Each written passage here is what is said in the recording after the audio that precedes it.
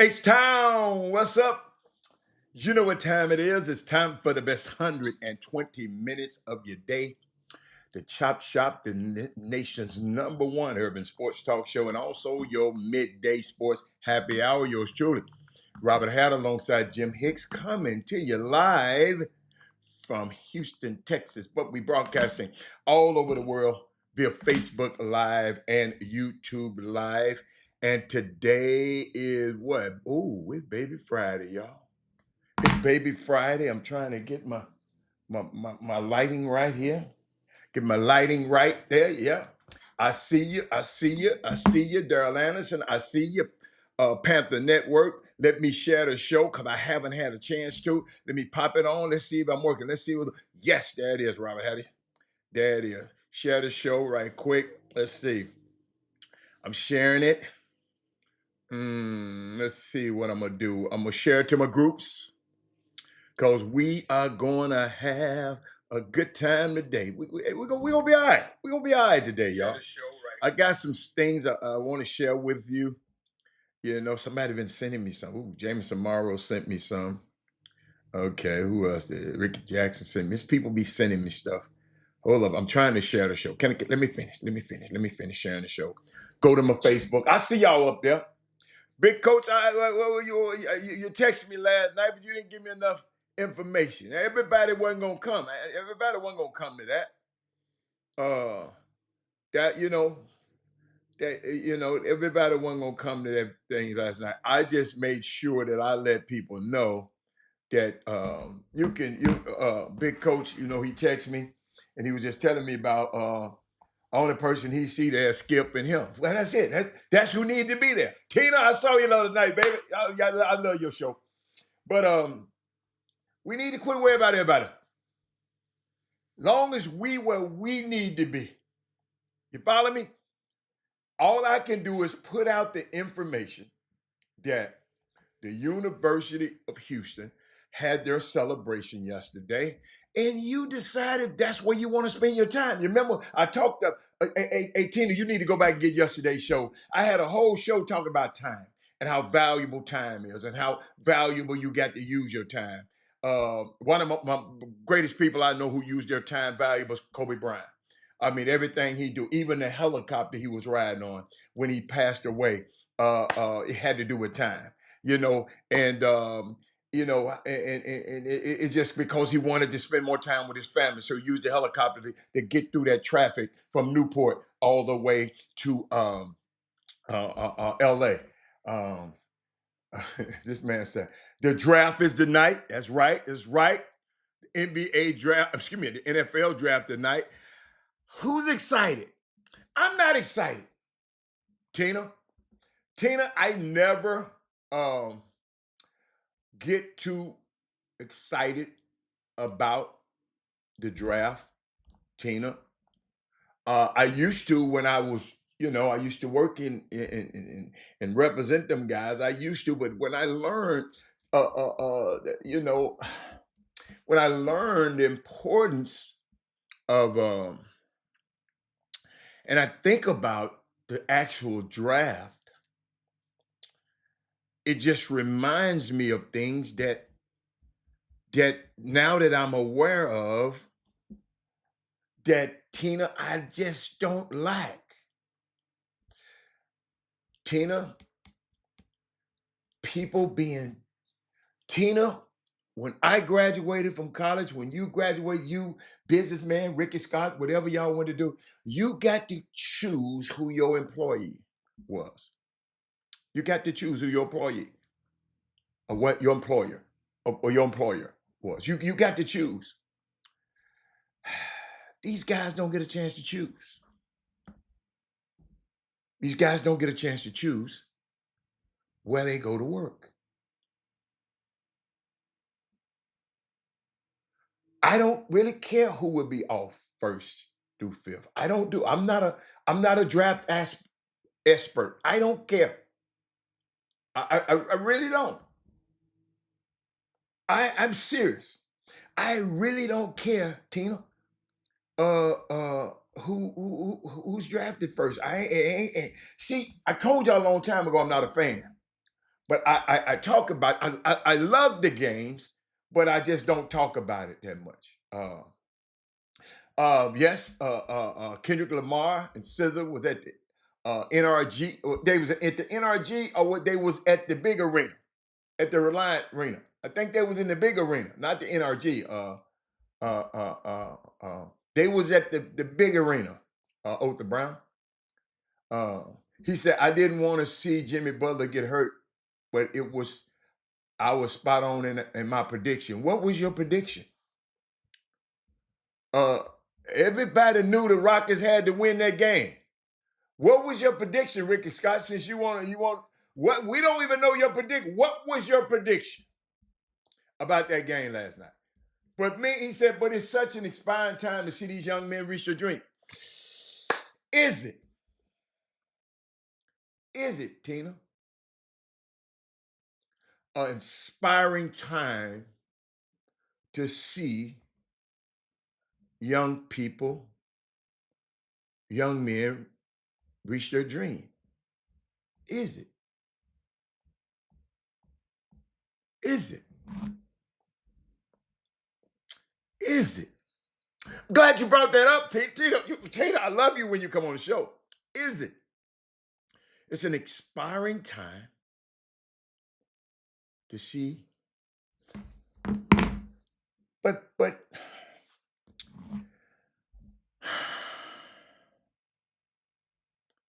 I like that one, Tina. Hola.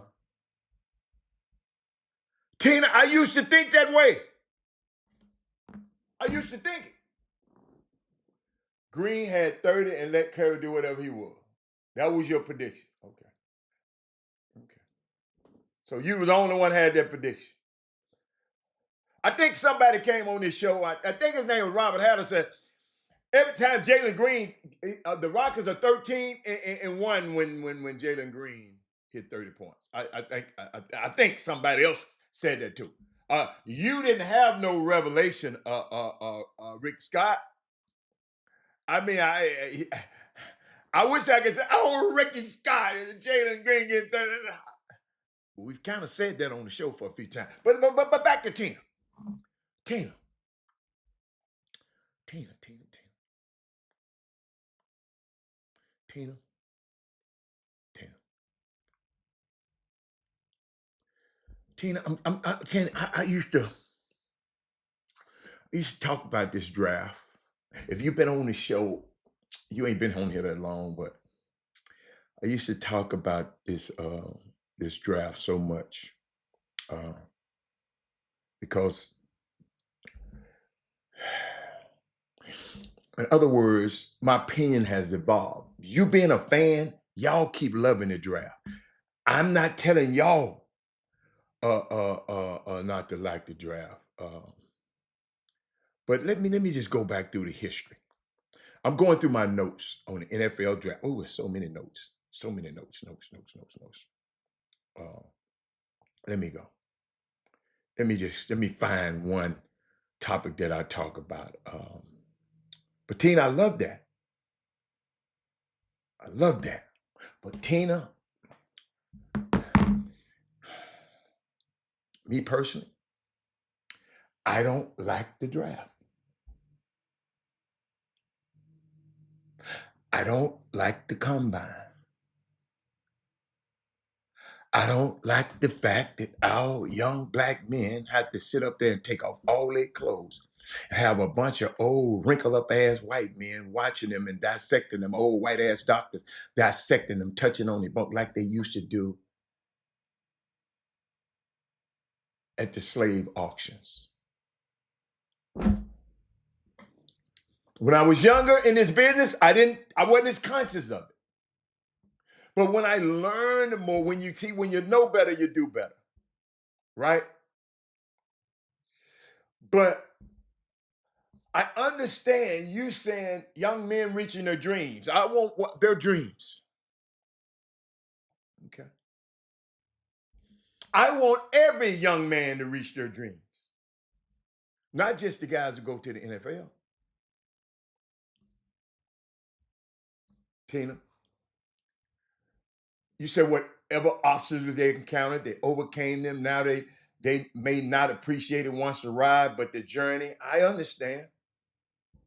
Yes, yes, yeah. Tina, you gotta realize now, I used to look at it the same way you did. Oh, man, I got so-and-so going to draft. I got this guy going to draft. The draft. But I didn't realize, Tina, those people hold the rights to you. They have your rights. They own your rights when you're drafted. When you're a free agent, you go wherever you want to go. Tina, when you drafted, they got you. Then they don't want to pay you all the money, so they franchise you. Then they'll franchise you again. And then you got to understand what happens is the lifespan of an NFL player, NFL mean not for long, it ain't but 3.5 years. So after your 3.5 years up, they want to get rid of you so they can get a next young one so they won't have to pay the big bucks. But to the quarterback, Tina, I have to look at it systematically. I have to. I have to, Tina. When I look at the draft and I see all these black ass kids around this table with one white man at the table, but you see the white guys at their table, all white at the table. The guys who helping them make the decision look just like them. But the black families, all of them black, all of them around, but then they got one little. Tina, I kept seeing this, Tina, for 30 years in this business. Jeff Johnson, yes, they own you. And Jeff, I ain't mad at the NFL because Jeff, watch this, Tina.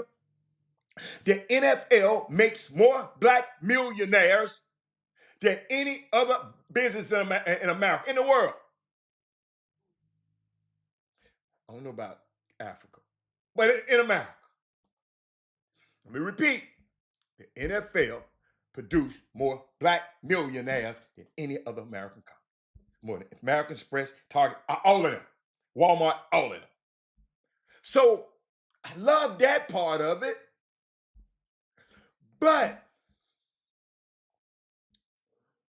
they still have no power. You're just a millionaire with no power. You take care of your family. But Jeff, everybody else is still, it ain't changed Odyssey's life.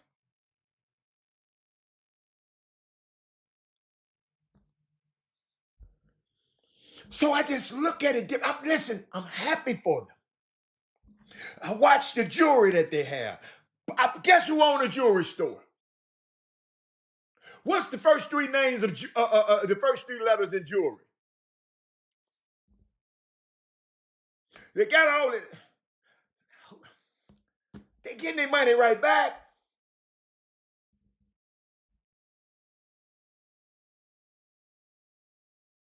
What if they don't enter the draft?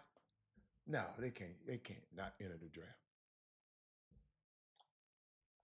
Now you're gonna be able to. No, they can't do that. They ain't gonna take themselves out of the draft because they lose money. I already know that. They ain't gonna do it. Honestly, no, they ain't gonna do that. But it's not good business to do that. But I'm just sitting around, Tina. Tina, thank you, baby. God, Tina, I'm just going through my notes.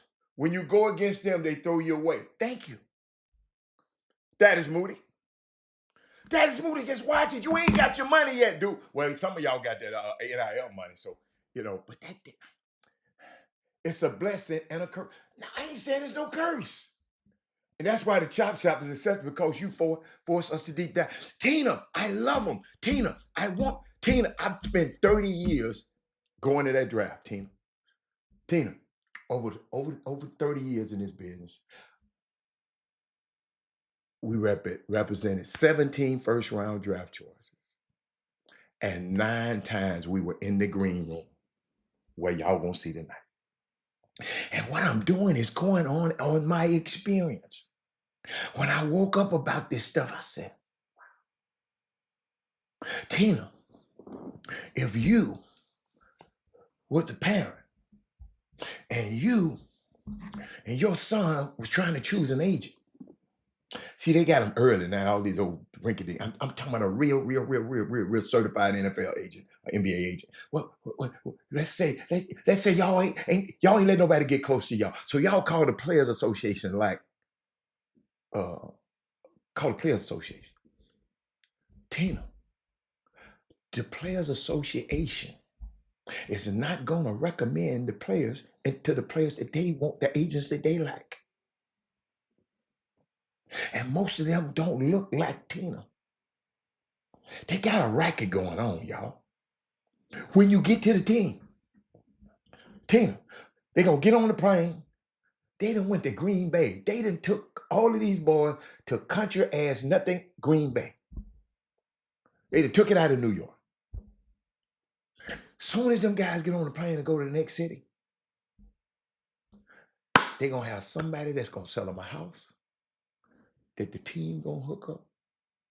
Somebody they're gonna take them to all of their people. This has been going on for years, Tina. If you don't have an agent that with a mindset like mine, we gonna go seek out the people we want to seek out. Don't give me nobody. I'm good. We're gonna make it easy for you, Tina. You ain't got to worry about it, Tina. Don't never go. You don't have to do nothing. We're gonna pay your bills for you, and don't you ever have nobody paying your bills, young man. You write that damn check out yourself. I don't care how many it is, so you can have a visual of how much money going out your account. Biggest mistakes they make. Come, Tina, we gonna hook you up over here. We're gonna hook you up over here. They're gonna hook you up with all they people. Tina, so guess what? They might gonna give you the money, but they're gonna try to figure out how to get that money back into their community. Tina. That's all. I ain't mad at them. Because if I probably was in that position, had that power, that's what I'm gonna do. That's why I love Ryan Coogler. I can't wait. Because somebody texted me, Melvin Dews texted me this morning talking about did I see the credits at the end of the movie. But it is NFL draft day. Thank you, Tina. It was a lot going on in this city last night, Tina. We had the Houston, Kendrick Lamar was here. The Rockets played. I'm still talking, y'all, but I got to go and turn something on right quick. The Rockets played last night. U of H had a celebration of the Final Four last night. But Tina, I'm trying to figure out a way that we can get some of this bread put back away in our pocket. You feel me? That's all. I ain't mad at nobody. I'm just trying to figure out how me and Tina can get some of this money to Tina. How can we get some of this money to Thaddeus Moody in his business? How can we get some of this money to Jeff? Because somebody's going to get it.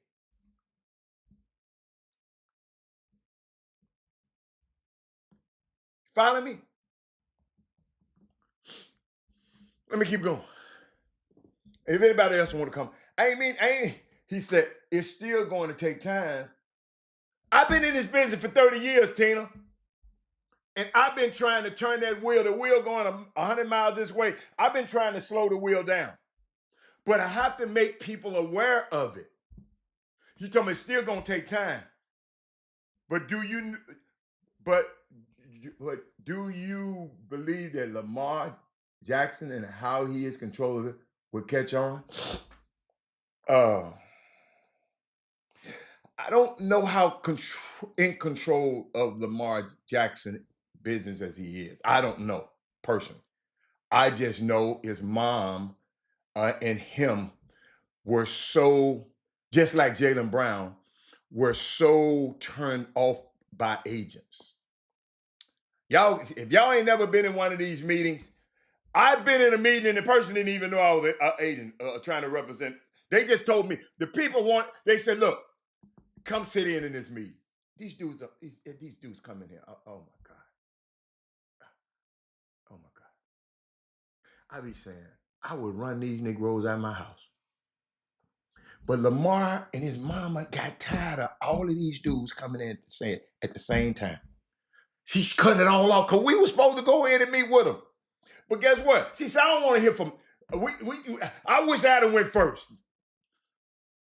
Because when I talked to the lady, said, man, I don't like none of them. So you know what? It wasn't that she didn't want help. It's that these people didn't present themselves as people that she want to deal with. So she said, I'll do it myself. I'm not finna pay these damn fools to represent my son. I can be a fool by my damn self. That's what she was saying.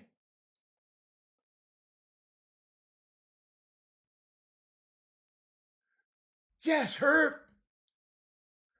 Eric Harris, Tina, I'm not telling you something I heard. Tina, I'm sitting there. Tina. Well, Taylor, I don't like to talk about people's names. Tina, I was at a wide receivers crib. It was an agent in the back room as we were giving our presentation. Tina, agent in the back, a black agent, was in the back room. See, Tina, what gave it away, Tina? Tina, I know everything about the family. I done did my research. But Tina, I saw another car out there that just didn't look like it's supposed to be out there. He ain't bought no car. They ain't did nothing. You know how you just sense. So when I pulled up, I said, Herb, oh. So I went in there and went through my spiel. Now the mama, I had the mama. Y'all, I'm telling y'all, if the mama make decision, I got 100% success rate. If the mama make decision. Now when that daddy or that uncle, no, that nigga, I know they think about, man, that nigga right there, he ain't gonna let me just do what I want to do. You got to realize now, y'all got to realize, my contract is not with the mama and not with the uncle. The contract is with the player. My job is to make sure he's okay and look out for his best interest, and he tell me what to do with the mama and the dad. That's my job. But they were in the back. And I finished. I think I got the mama because she wasn't cool at first. Then I got her. And she said, she looked at her son like, what? Why you got this in the back room? If this who you've been talking to. Oh, y'all don't understand. That's why I told you I got a great book coming out. I mean, the mom just, and I'm sitting there. When we left, I knew who was back there. Coach, I did my homework, but I didn't know the dude was gonna be back in there listening. Because the uncle, hold up, the uncle kept walking in and out of the meeting. Hey, Baker, you sitting there in the crib. I'm talking to you in Canada, right? And your brother, your partner, whatever, he walking in and out of the back. He ain't really listening. He listening, then he seemed like he going back, then he come back with a question. Every time he came back with a question, I tore his damn head off. Ray Moore. Eric Harrison, Eric Harrison. When I call me later, I'm gonna tell you who it was. I'll tell y'all. I'm gonna tell y'all camera. I ain't gonna do that kid like that. But he was a wide receiver. And I never, when I left there, I said, man, that mom in the back room. Cause the uncle kept coming back and asking me all of these crazy ass questions. And I was tearing his head off and sending him back.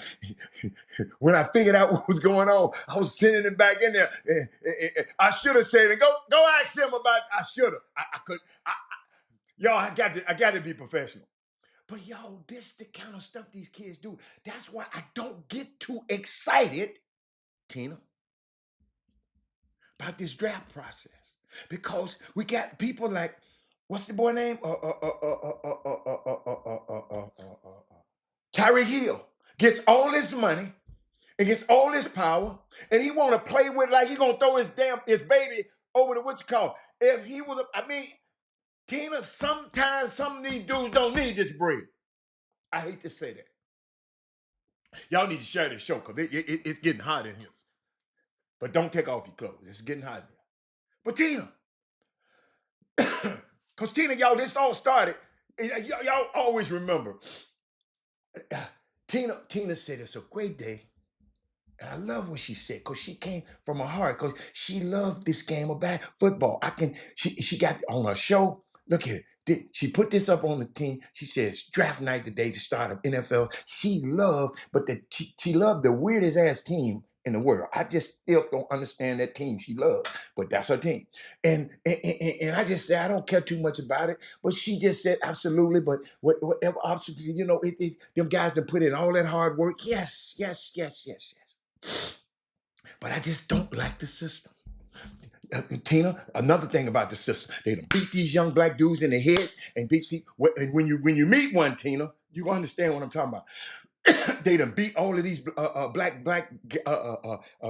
they got CTE and the government and the Congress put out a judgment and said that the NFL owns all of these former players billions of dollars.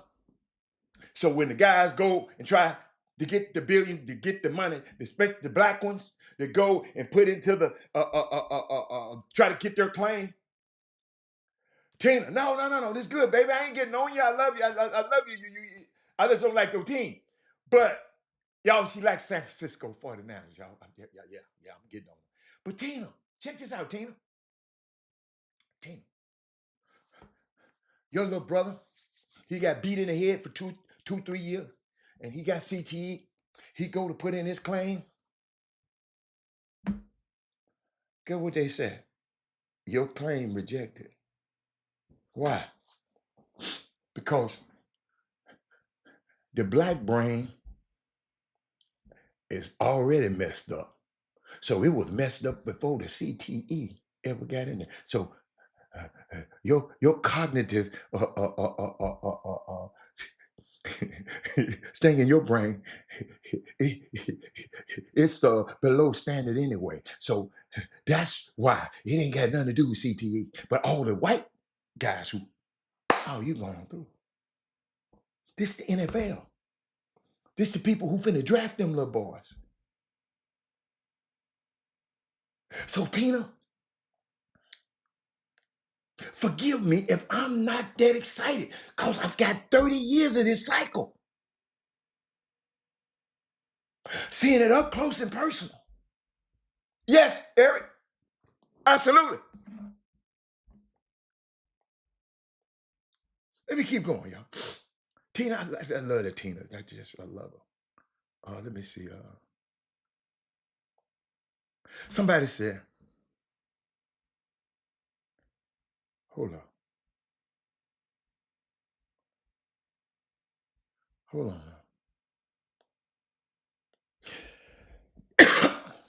Let's go back to Kaepernick. See, y'all done forgot that. Somebody said, I'm boycotting. Yo, this back 2017, y'all, my notes back in 2000. Y'all see that? Chop Shop 2017. Somebody said, I'm boycotting the NFL because of its anti-blackness. I love sports. Since I was a young boy, they've been the greatest of my passions of all my life. For many years, my dream was to be a general manager of a professional sports team. I still think about it actually sometimes to allow my mind to drift and what like I would have liked to be if I had went that route. The stance I'm taking today don't come easy to me. It's heartbreaking. I'm an NFL fan. I watch the draft. I pay extra for season passes and television so I can watch every single game. I follow the stats, the standings, the rankings religiously. It's an escape for me day in and day out as I fight against injustice, watching a great game that allows me to decompress from the stress and the cases I'm working on and I'm writing about. I'm 37 years old and I literally cannot remember a year in my life where I have not been a sports junkie. But I won't be watching the NFL this year. It's 2017. I can't, in good conscience, support this league with many of its pro-Trump owners. Let me drink on that one. That's the DEI league. As it blacklists, this is 2017. As it blacklists my brother and my friend Colin Kaepernick for taking a silent, peaceful stance against injustice and police brutality in America. He said it's disgusting. It's disgusting. What was Warren Moon's issue? What was Warren Moon's issue? And when was Warren Moon's issue? This man, 37 years old. How the hell he know about what Warren Moon issue is? Matt Meyer. Y'all was always one. You explain to me what you mean by one. What was Warren Moon's issue? That they wouldn't let black quarterbacks come to the NFL? Maybe he's 37 years old. Maybe he just didn't want to write about that. He talking about something else. Let me finish what the hell I'm talking about before you talking about. What were Warren Moon's issues? Y'all let me put it up there so y'all don't think I'm just talking crazy. Yeah, Matt Meyer. If they boycotted the NFL because of Kaepernick, did they miss Warren? What was Warren Moon's issue? I'll wait. But let me finish this man's story. He said it's disgusting. Did Warren Moon make a peaceful stance? Herb Baker, did Warren Moon make a peaceful stance? Silent protest against injustice and police brutality? Did Warren Moon do that? Matt Meyer, listen, man, before you get to talking. Listen. Sometimes that's why people tell you got two ears and one mouth. Just listen. This one, I'm talking to Tina anyway. This is disgusting. He said it has absolutely nothing to do with football and everything to do with penalizing a brilliant young man for the principal stance he took last season. Tell me, what stance did Warren Moon take? See, Matt probably gonna click off. He ain't gonna answer this question. Tell me what Warren Moon stance he took. Tell me. And I love Warren Moon.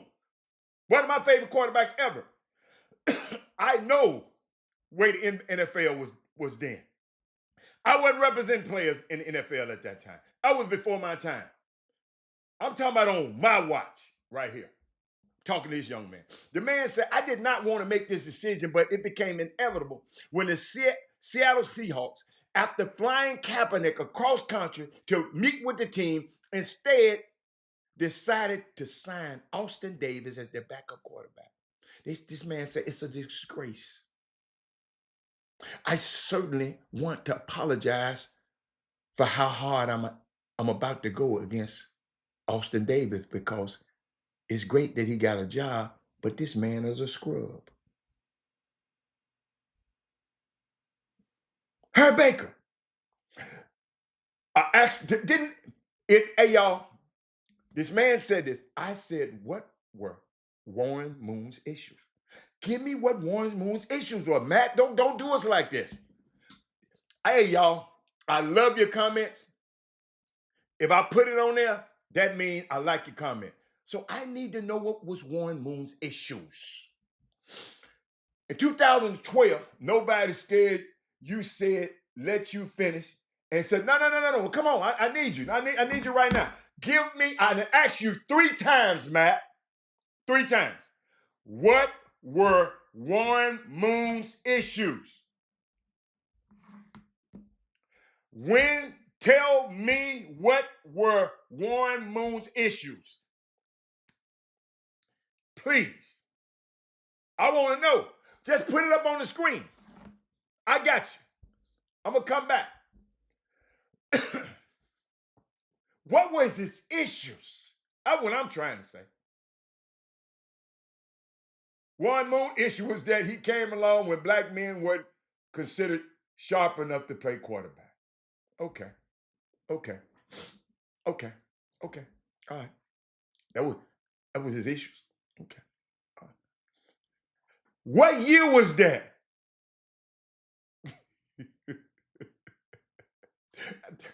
What about Fitz Pollard? That was before Roy Moon. What about Fitz Pollard?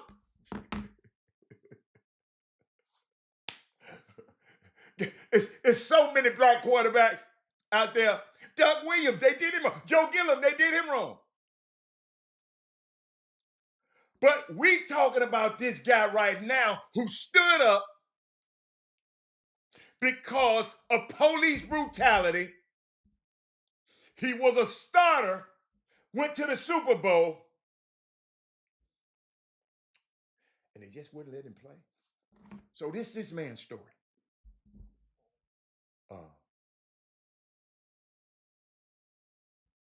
Yeah. But guess what? Eldridge Dickey was 100 damn years ago. This man say he's 37 years old, and you evidently you didn't hear that part of the story. But let me keep going. But he was just talking about this, Tina. He's just talking about that's one story about the NFL. Let's see what else we got. Hold up.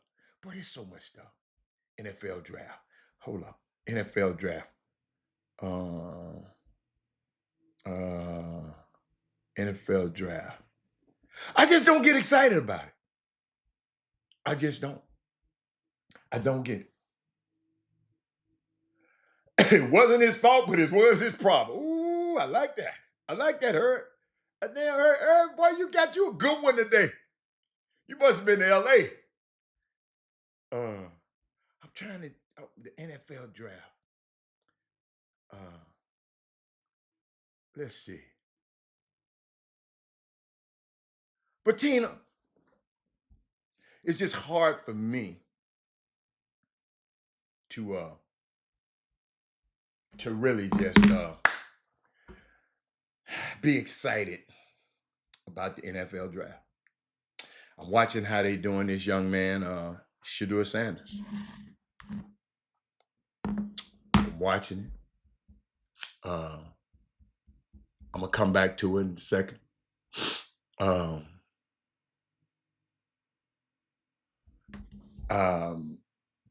Somebody called me again about this movie, Sinners. I got something to share with y'all about that a little bit. Just leaving that movie, y'all, it just blew me away. I've never been touched. A friend of mine who don't be excited about nothing. After we came out of that movie, the next day they said, I got to see this movie again. No, Warren Moon came out before Elway. Man, hey man, if you ain't driving, man, go get you a Google. Warren Moon, come on, man.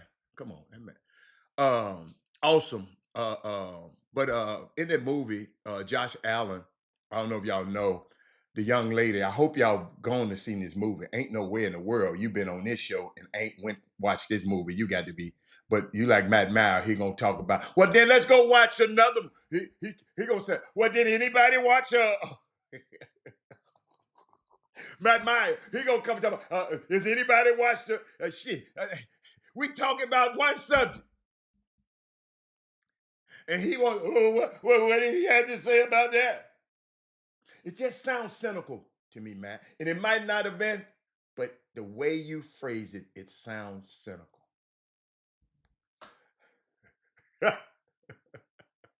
No, I know, but I love it. Matt, I love it. Matt, don't back down. Come on, Matt, all I want you to do is explain it to me. If you got a better way of thinking it, then guess what? Don't be over here. I just ain't gonna say nothing. Don't do that. No. Warren Moon didn't trigger me. Look how you put this. Let me let you know. I don't get triggered. I do this. Dude, I kind of do this. Dude, I know what the kind of the hell I'm doing, Matt. Matt, let me show you how what you just said. One moon triggering to you like this today. No. You said if they are boycotting the NFL because of Colin Kaepernick, did they miss Warren Moon issues? And you have not brought up not one issue with Warren Moon yet. Not one. And you saying I'm triggering you on your bingo card. I didn't know you play bingo. I just asked you a question. You said, look what you said.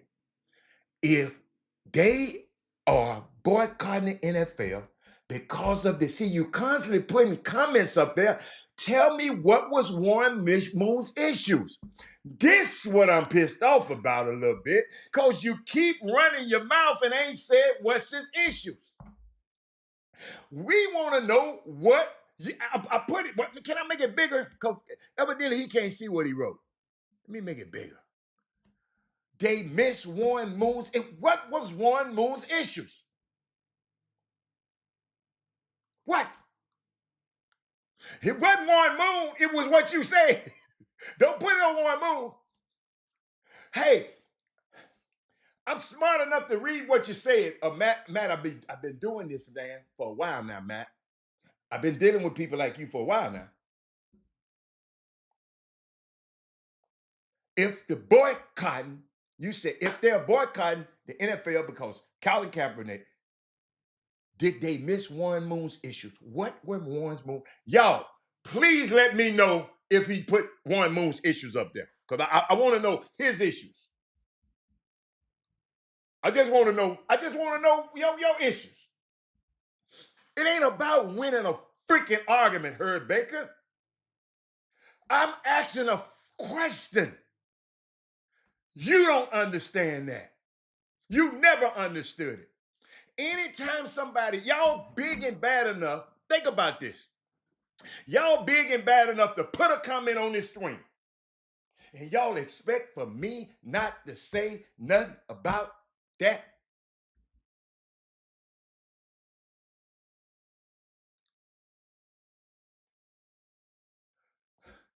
See, you haven't answered the question yet. See, Herb, what you don't understand, because you one of them, you act like that too.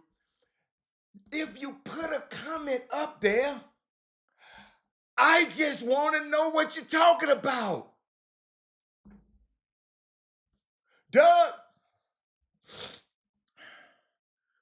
you said about the NFL draft, you said, damn all that. How can...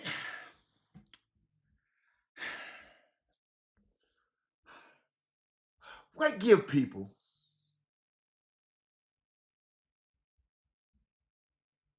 the mitigated gall to come on here and say, forget what the dude talking about, because the dude,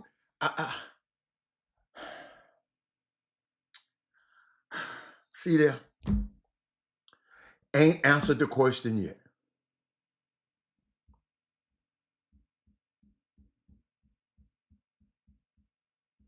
I'm listening. I'm waiting on you to say, what? Let me put it back up there again. Tina, I know it's funny to you. I know it's funny to you. What were Warren Moon issues? That's all I want to do. What were Warren Moon's issues? That's all I'm saying. I ain't trying to win no argument. I'm trying to find out what were Warren Moon issues. Unlike y'all, I like to listen to somebody who telling me something that I missed. I don't. What were Warren Moon's issues? Well, you can compare them and juxtapose them to the boycotting of the NFL because of Colin Kaepernick. What issues were Warren Moon standing up for? Is that is that so, is that so hard?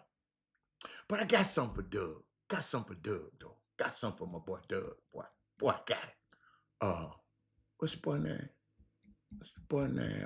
Hold up, Doug. This Jeff from my boy Doug. Let's see.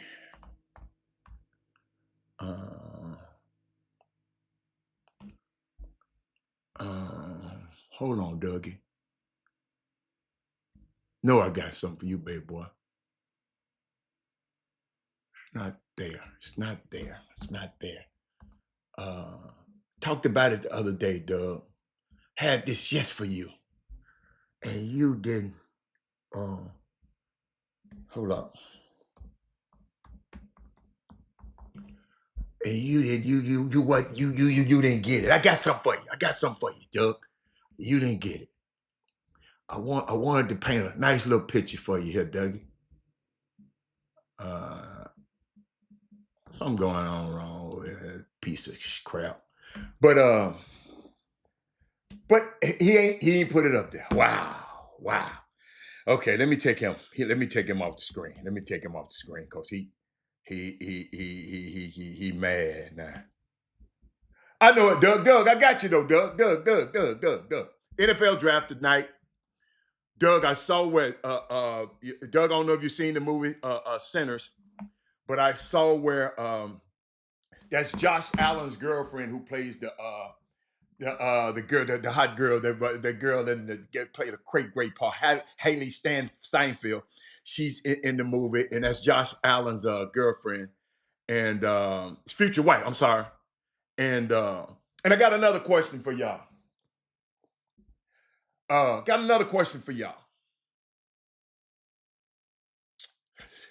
Who is going to be Shannon Sharp's Megan Good?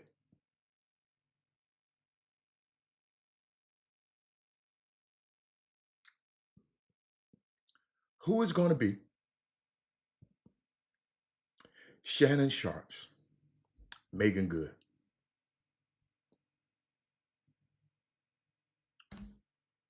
Who? Y'all talk to me. Y'all don't understand what I mean?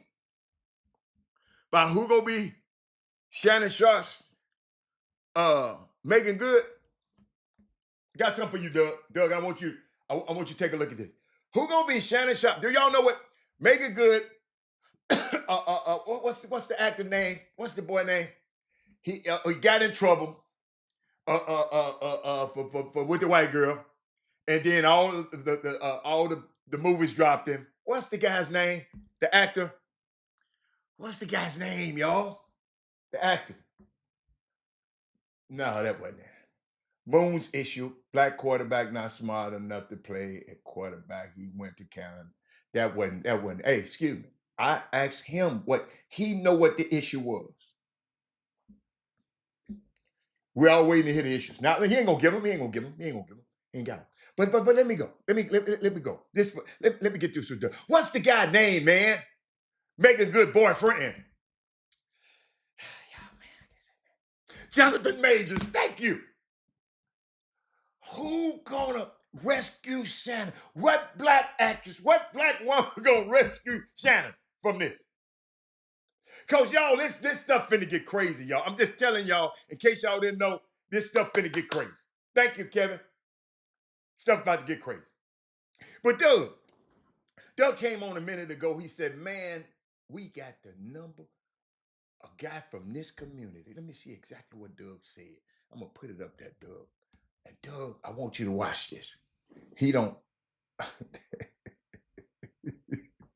Tina, stay there, Tina. Tina, I want you to. Tina, this for you too. Cause Doug, you don't understand. I love what you came in with, man. You came in right on time, but I'm trying to find it. Doug said, forget that. Uh, oh, hold up, Doug. Doug, I'm trying to find your name again. Doug, I should have. Uh, he said, man, damn, that a former guest on this show would be the #1 pick in the draft tonight.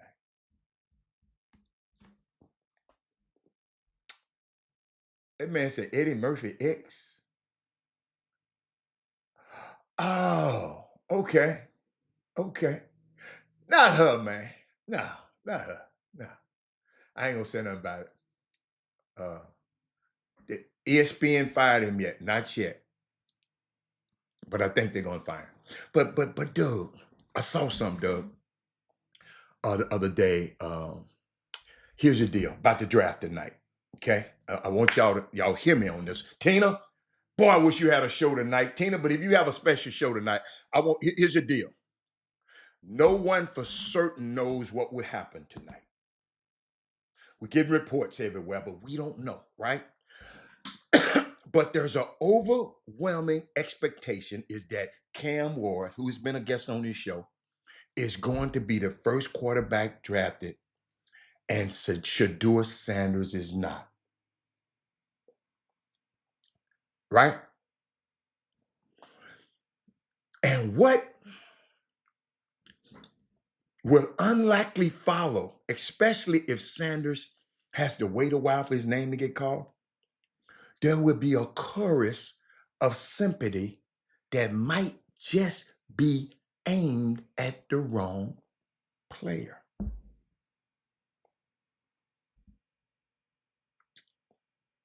Did y'all understand that? Where Matt didn't got quiet on me.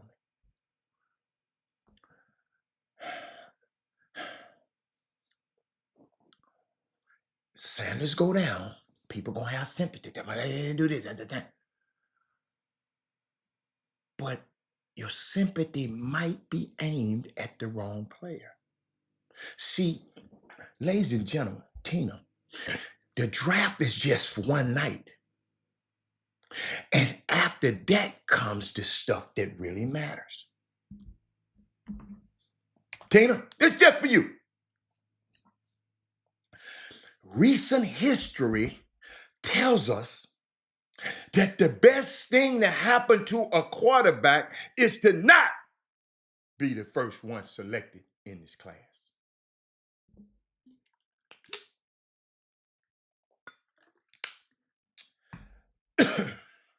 Just last year, Jaden Daniels was the second quarterback off the board.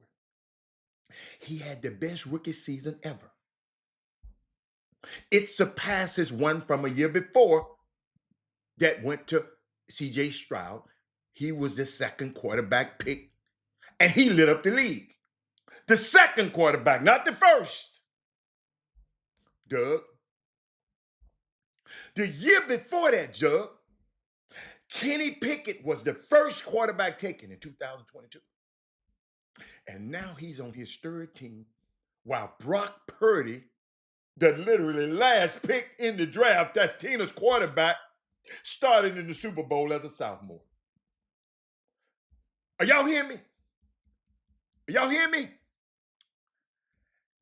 And wait, I got some more for you, Doug and Tina. The last 8 MVPs of the NFL have all been quarterback. They are Josh Allen, Lamar Jackson, Patrick Mahomes, Aaron Rodgers, and Tom Brady. The last. Do you know how many times they were they were the first quarterbacks taken in their class? How many times one of them was? 0. 6th round, last of the second round, last of the first round. They wasn't the first quarterbacks taken. They the last 6 MVPs. I'm not done, Tina. I'm not done. Because I just want our people to know stuff. That's why I wanted. That's why I wanted.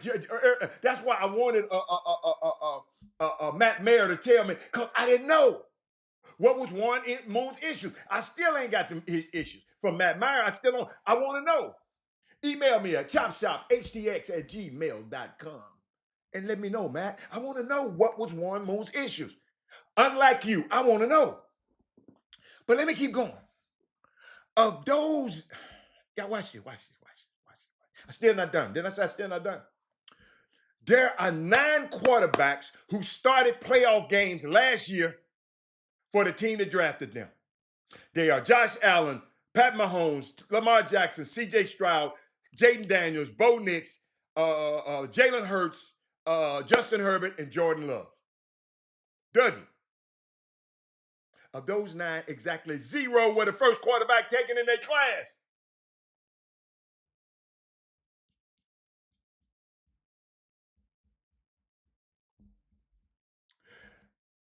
I wish nothing but success for Cam Ward. Like Doug said, he's been on this show. Him and Josh Allen. Maybe he winds up, Doug, like John Elway, a Peyton Manning, a Troy Aikman. All Hall of Famers who was drafted at the very top spot. What I'm saying is, don't feel sorry for the ones that come later. Don't look down on Shador, because sometimes the wait winds up being the best thing that could possibly happen. It's something to think about as we go into this draft tonight. Listen, I've been around this stuff for 30-some years. It's the fit that matters the most, not the spot. It's the fit that matters, not the spot. It's the fit that matters, not the spot. You can tweet that. It's the fit that matters, not the spot. And I'm going to put it like this.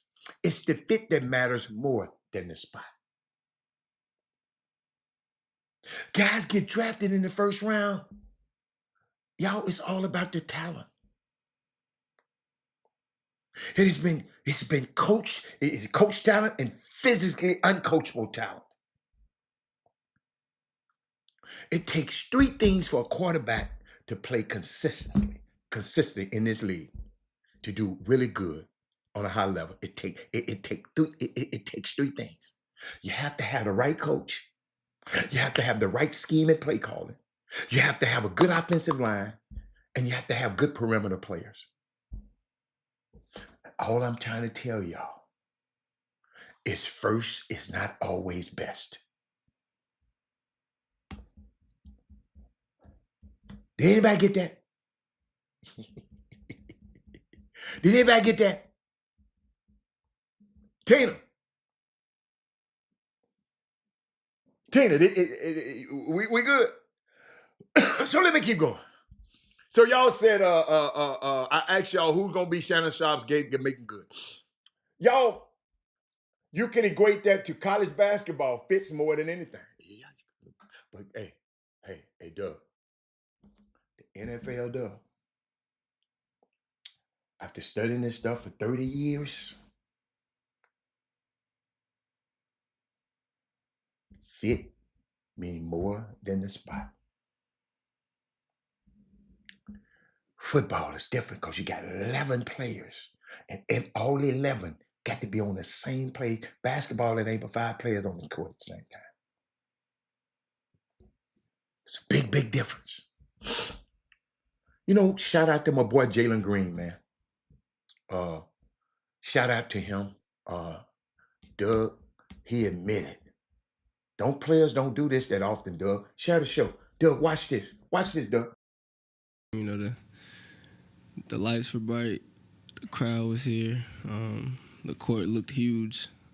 So yeah, I couldn't really get a chance to, settle in. My legs was a little shaky, but that's part of it. Went through it, and I feel like I did a good job answering back. Yeah. I tried to tell y'all the playoffs are different. 30 years in this business, heard the playoffs are different. The playoffs are different. That first game, The kid said the lights were bright. The crowd was hyped. The court looked huge. My legs were a little shaky. I felt like I did a good job answering back, though. Y'all know what, though? All you impatient people who expect instant because they drafted high, y'all better start having patience. This is why I have patience with athletes. When y'all want me to talk about he ain't this and he ain't this, man, I know how hard it is, man. I didn't listen to him. When they ain't, I didn't listen to him. Some of the best in the world sit up and tell me, and I'm sitting there saying, damn, he go through that.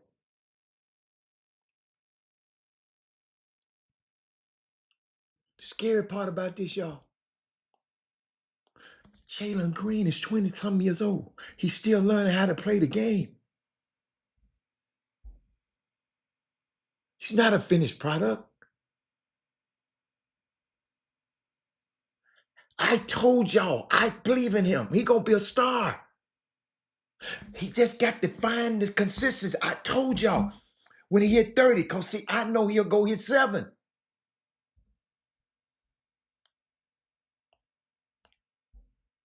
Then I read this, y'all. I ain't read the whole thing.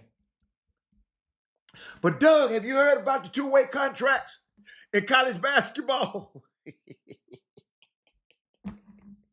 Have anybody heard about the two-way contracts in college basketball? Somebody talk to me. Have anybody? Doug, I got the article here somewhere. Hold on.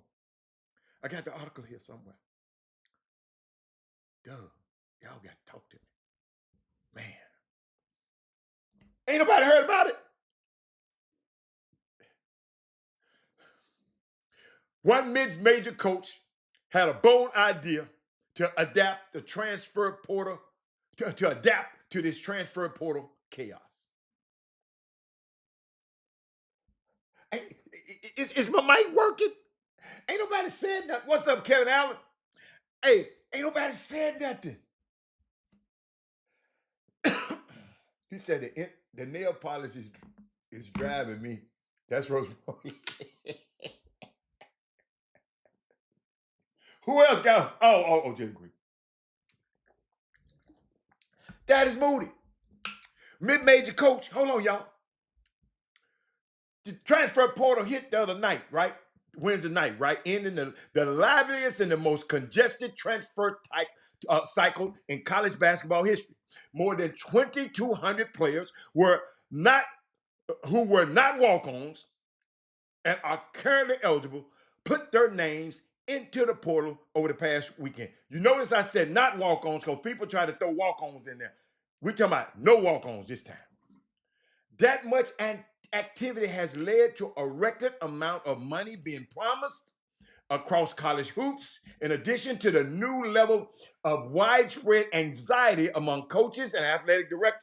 Y'all, I promise you, man, these coaches ain't talking the same no more. That's what I love about it, because the coaches ain't got that. They ain't got that swagger no more. They ain't talking that shit. They ain't talking that stuff. And you know, now some teams got the best teams money can buy. I ain't talking about them. Listen, that don't mean you're a good recruiter when I can just go give you all this money like Kentucky did. That don't mean you're that good. That means Kentucky gave you a lot of money to spend on them non-playing ass players. But let me keep going.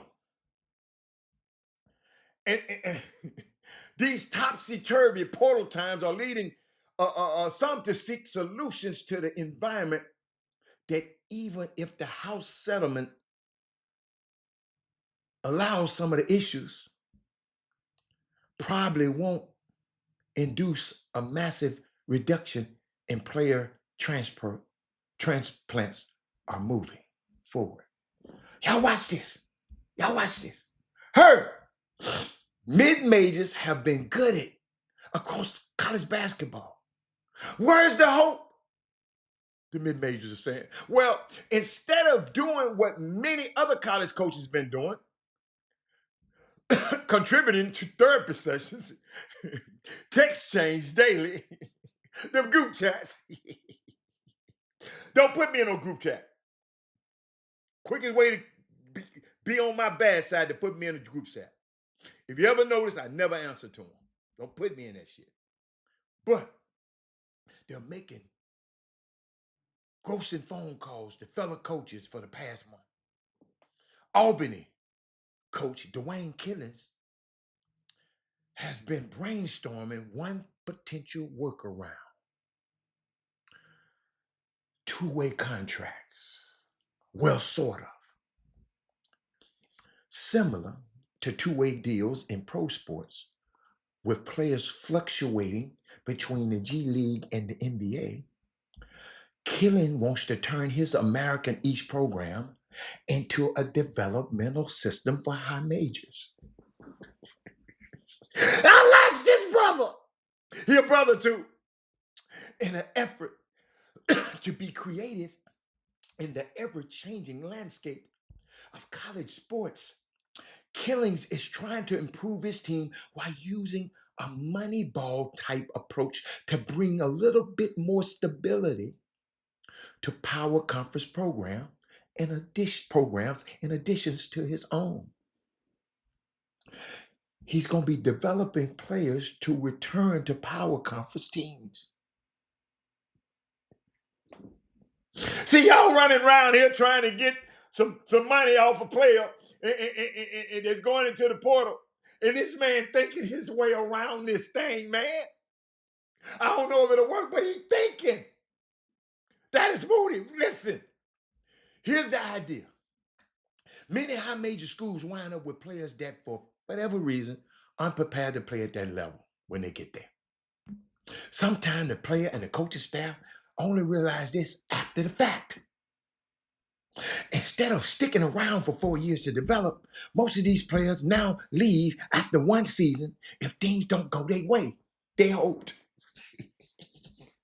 Y'all know some of them from here. The self-aware guys who bounce typically transfer down to a level much more suited to their skill set. And then sometimes those same players wind up working their way back to a high major level at 20, 21, and 22 years old. Anybody there? Anybody talking to me? Anybody saying anything about this? When they are truly capable of making an impact. What if there was a way to avoid a lot of the uncertainty that comes with transferring and instead pragmatically track the potential path back to the high majors? That's exactly what Killings is proposing. Ain't nobody saying nothing. Ain't got no comment. God, these y'all killing me, man. Y'all just won't talk to me. I want to know what y'all think about this. He wants down transfers from bigger programs to come to the U of Albany. Thank you, Trey Phillips. Old school way JUCO work. Kids didn't work out when the GK. Thank you, Trey Phillips. I just don't. Ain't nobody saying nothing about this. Because y'all didn't make it. See, sometimes in the Houston community, because a wise man told me y'all got your own way of thinking. So sometimes, give me somebody from out of town. She said the Megan Goods are few and far between. They are. Damn, Sonya, you late. Yeah. Sonya, you wouldn't mess with old Shannon? If you married, don't answer that. But which one of your single friends mess with you? See, y'all finna make me get off of this. See, I'm getting back to that now. I'm getting back to that. Y'all ain't gonna let. But when a woman say something, y'all know how I am. She said the Megan Goods are far, because I asked a question early in the show. In case you hadn't been on the show, I asked the question: who gonna be the Megan Good to save Shannon? Like Megan Good saved Jonathan Majors. Now he back on the right track. Who gonna be the black woman to save him? He need that black woman in Sinners. Man, I gotta talk about Sinners. Y'all ain't been Sinners. Y'all, I'm done with some of y'all. But Sonya, if I got a woman on here that would y'all mess with Oceana? Hold up, y'all. Where my women at? Hold up. Let me see. Let me see. What hell of a hand one for y'all? Oh, man, this stuff is crazy. Hold on. Hold on. Man, I know I ain't played that thing. Oh, here you go. Oh, boy. That stuff is. Yeah. Oh, boy. NBA playoffs tonight. I got Detroit and Memphis and the Clippers. I don't know, man. I don't know about Memphis right now. But let me get back. Let me get back to this. Sonya, you got it. But Sonya, this is what the dude said. He said, y'all watch this. He will develop them, help in their pursuit for a degree at Albany, and then after a year or two, send the players back to their initial high major spot. He said, we are speaking to coaches about identifying a player that if he left the high major ranks to come to Albany, a place with a recently renovated $16 million arena, to get the opportunity to develop through playing, this could present a partnership that could change college recruiting as we move into this post-house settlement agreement. Wow. The reason why this came about is become his experience in the G League. He said, during my time there, I watched a lot of players develop for the NBA. We're moving to a model like the modern day, like that in modern day college basketball. But there's an obvious catch. The player would need to agree to the proposition, as would the power conference coach. But it's a bold idea amid an unstable transfer ecosystem. Because what? They might not go back to that school. They might go to another school. Because these kids don't have, these hoes ain't loyal. These kids ain't loyal. Excuse me. These kids ain't loyal. Other programs, ones like the Atlantic 10, the Western Conference, West Coast Conference, and the Mountain West Conference, could be fertile proving grounds for this experiment. It's not expected to work every time, but it could work some of the time. To killings, it's a route worth taking, especially at this point when solutions are hard to come by. I like this. Increase playing time and productivity at the major level. Yo, I'm gonna keep that. Sound like it could possibly, but the parents wouldn't be open.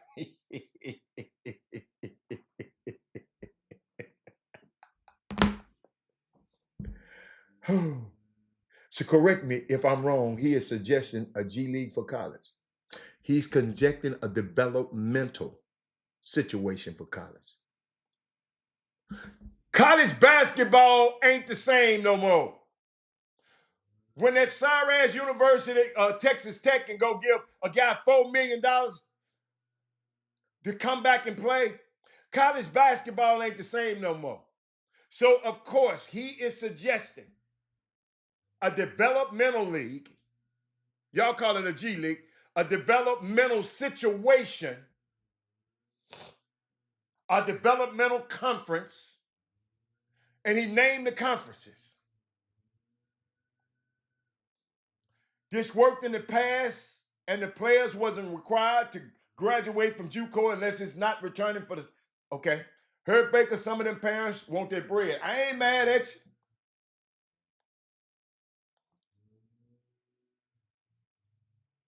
That bread gonna get y'all in a whole lot of trouble.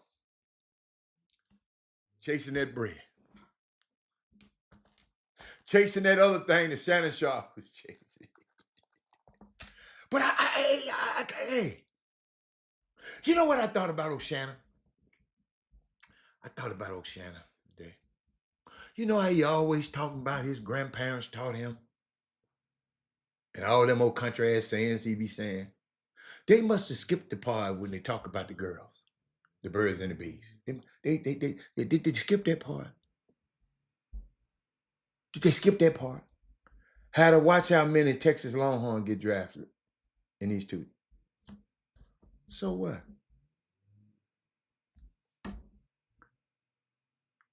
So they're going to get drafted and go to the NFL for 1 year and let a girl pull his hair out and whoop his behind and he want to marry her and he all on the news. I'm talking about one of your Texas players this happened to. No, I'm messing with you, Darryl. That's what you talking about? I keep telling y'all it ain't about draft night. I've been through 30 of these draft nights. It ain't about the draft night. It's what happens after they get drafted. The people that they got around them, Alpha Yo. That's what you should have been saying. The team he didn't put in place. That's what you should be more concerned about instead of a guy get drafted. A lot of guys get drafted, and guess what? In a year or two, they out of the league.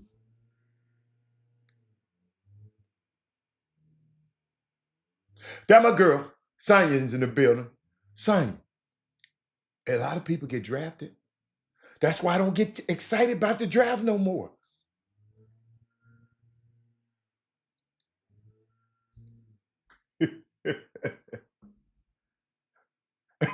I like that, Tina. But Tina, did you see the movie Sinners? Sonya, have you seen the movie Sinners? Who all seen the movie Sinners? Because this man, he talking about how many Texas Longhorn get drafted in these 2 days. I don't know. I just hope they got the right people around them and they listening to them. See, I just think different of that. After 30 years in this business and seeing these guys just give they life and their power away. We got a kid that was supposed to get drafted from LSU. And he blew his damn head off. Blew his head off. Because he thought people, Karen Lacey. Soon as he couldn't play, as soon as they thought everything was gone, they abandoned the little boy. So I'm not worried about him on draft night. I'm worried about what he do after the draft. When you can buy one of these expensive cars and ride down the street going 100 miles an hour, 200 miles an hour, then they're killing some people. That's what I'm talking about.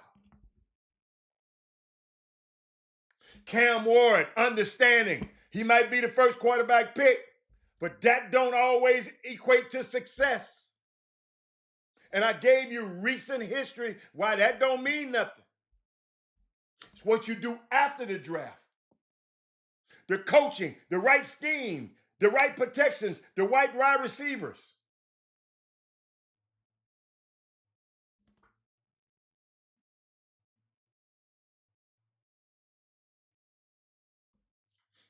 I used to be excited about the draft.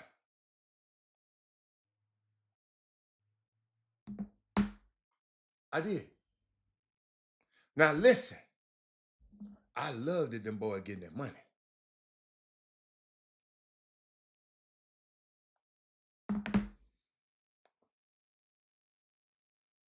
Hold up, man. Somebody just said that.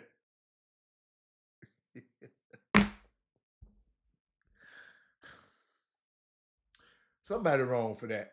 Somebody wrong for that. Somebody go text me because I asked the question earlier in the show. I said, who gonna be the Megan Good to Shannon Sharp like Megan was to Jonathan Majors? And somebody sent me something saying Justice Smollett gonna be his new black.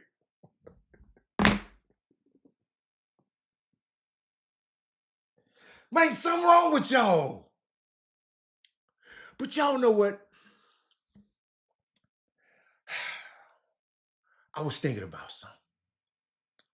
Y'all don't understand, man. When things affect me like this, yes, it's gonna be NBA games tonight, but they don't affect me like this.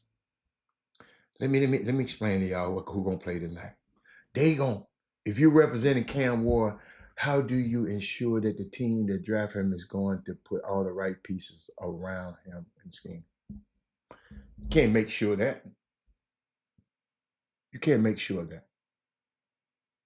The team got to want to. You can't make sure. I'm talking about more his circle. Because the team don't give a fat rat's ass about Cam Roy. They done told you through history they don't care about black players. Cam Roy got to make sure he had the best team so they can maximize whatever he get out of this league. I don't know because I ain't looked it up. I don't know who is his offensive coach. I don't know if his quarterback coach. I don't know nothing about the Tennessee Titans. But that's not an agent's job. An agent ain't that no agent ain't got nothing to do with that. You just have to make sure keep the boy's mind right because it's gonna be some rookie quarterbacks gonna be the top picks as the quarterbacks in the last few years just ain't just don't being the top pick don't equate that you're great. Just mean that they pick you. But let me keep going. I was thinking about this movie.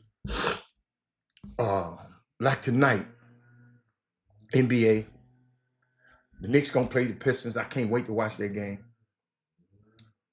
The Thunder gonna play the Grizzlies. I can't wait to watch that game. But the NBA got to be the dumbest people in the world. They put the Nuggets and Clippers game on NBA TV instead of TNT. The Grizzlies, I just don't think they got it. You know, as much as I like Ja, I used to like Ja. Ja. You know how you can just, y'all done got married and got divorced. You know, you told her to death do your part. I ain't never said that about Ja. I wasn't married him. I just some about him I just ain't feeling right now. I just ain't feeling it. And it's a spiritual thing to me, probably. I just ain't feeling it. Uh, but let me keep going. Just think about that. I think it's a reason why the movie Sinners has resonated with so many people. The people who haven't seen it, I'm not going to give you no teasers, but I've never had a movie that had me coming out of a movie theater feeling like this. I ain't never felt this way about a film ever, ever. Last time was Malcolm X, that movie. It speaks to everything that's happening right now. They did this movie a few years ago, y'all. They just releasing it now. Always remember the movies go into production long time before they released.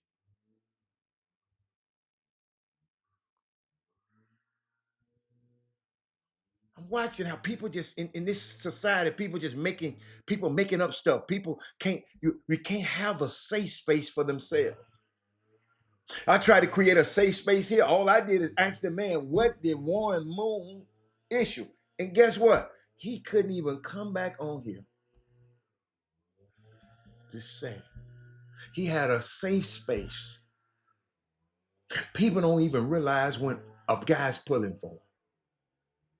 When you think about the stories you heard from your elders about growing up in segregated America, and here we are with all this madness just happening in Washington, D.C., with this new president, all this stuff happening around us, we have to be vigilant, ladies and gentlemen. This man out here with this damn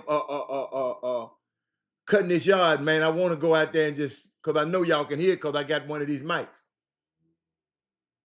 I want to go out there and give him this Clint Eastwood, man. Go on the other side somewhere till I finish this show. Oh, he heard me. Thinking about the people, y'all, in Altadena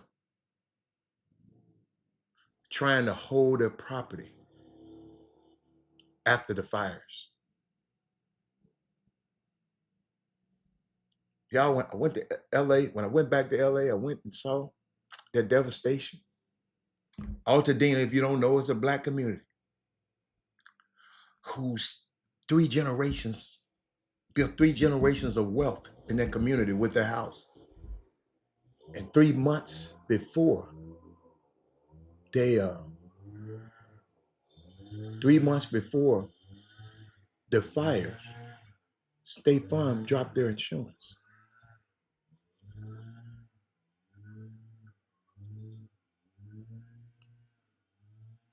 He said, let them people cut. Okay, I let them cut. Could y'all hear it though? Because it's annoying as hell to me. Uh, see, this something, when I think about Altadena, when I was walking out of that movie, something similar happened 20 years ago with Katrina happening, and the people never got back to New Orleans. You know, all of this is very intentional. That is constantly trying to keep us on the move. Sonya, I'm just giving you something to think about before you go. I wish somebody had told me what I'm going to tell you. I'm not going to tell you nothing about the movie. But when I walked out of this movie, this is what I'm thinking about. Because there's going to be some of this in this movie. The chaos is intentional, ladies and gentlemen. The governmental chaos is intentional. Let me let y'all know it's intentional. That's why I tell us what that is, Moody. We have to be intentional.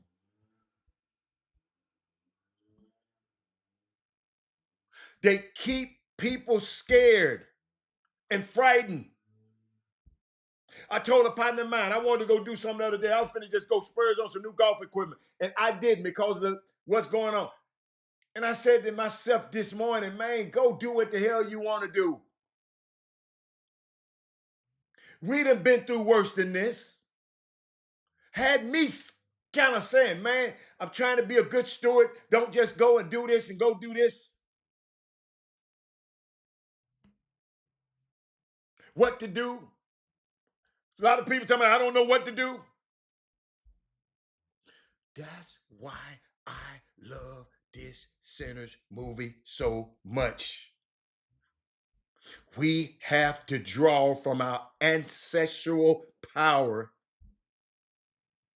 of our people. It's there. It's in us. And then I looked at the cinematography and just listened to Ryan Coogler talk about the different kind of film that, I don't know nothing about this. You've got different kind of film that you film movies with. That's determined how you see it on the screen. And he went with the big boy on this one. That's why he wants you to go watch it in IMAX so you can see the full effect, so you can see the depth of field.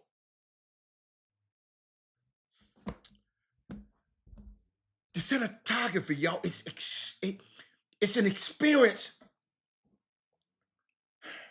that transform you back to the South. So I'm from the South. Grandfather from Mississippi, going down them dirt roads a long time ago. It transformed me. That cinematography, this girl, this lady, oh my God. I felt home. Now, it's a period piece now. It was set in the 1930, I think 1932, like right after World War I. But y'all, when you think about that period, Janice, I'm talking about Sinners. When you think about that period, Black Wall Street has been destroyed. Rosewood has been destroyed. Eric, that man is brilliant, man. This Ron Coogler is brilliant. That dude, all kinds of stuff he pulled out from this movie. He said, enough to read and tweet and suddenly pull a guy off their board. This is supposed to be a celebration for these, man, these people ain't thinking about them, them draft. Y'all, I don't even worry about the draft no more. Only reason I really mention it because y'all want to talk about it. Let's worry about what these kids do after the draft. But back to Ryan Coogler. Y'all, I walk out this movie. Y'all, I'm in a daze walked out of this movie now. This period it was said that this was before Emmett Till. But it was tension in this country then. First of a nation. Ryan Coogler protecting Black culture. Watch this. I got to play this for you. Let me see. Hold up, man. Hold up. Please, please. I know I put it in here yesterday. Ryan Coogler. Check this out. Why do you feel like it's important to protect Black culture? You know, cinema is a beautiful art form, man. It's been around about a century, right? So as terms of our artistic medium, it's relatively young. You know what I'm saying? Like in terms of human history, and before a good part of it all is 100 years. The power of cinema has kind of been wielded against our culture. It's a long history of filmmakers of our culture that you know, fighting against those ties that maybe marginalize our stories or just flat out ignore them, you know. Yep. And at worst portray them in a skewed light, you know, that obscures the truth or the whole truth. You know, I'm blessed to be able to make these movies and to tell these stories, and you know, I'm just blessed to have a job. You know what I'm saying? And but even more blessed that people show up, you know, when we make them. You know, that's something that I'll never want to take for granted. And while I had this opportunity, you know, it's my job to portray a culture as what it is. You know, as what it really and truly is in the medium, and also, you know, what it could be. So to guys like Matt Meyer, this show here is built on our culture. You are able to come on here and comment anytime you want to. Don't nobody block you. Don't nobody say nothing. But y'all seem to get upset when somebody don't agree with the comments you put on the screen and they supposed to say something about. If you don't want to, I haven't understood that yet.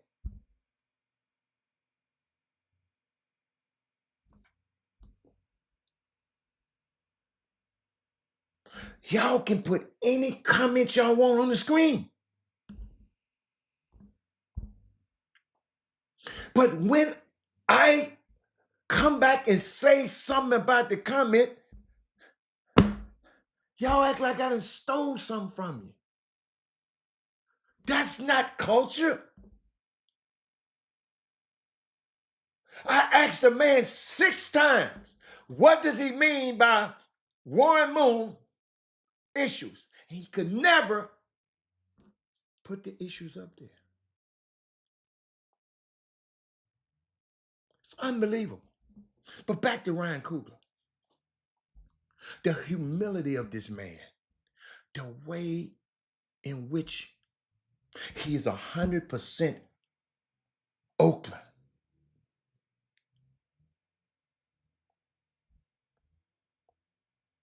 %100% Oakland.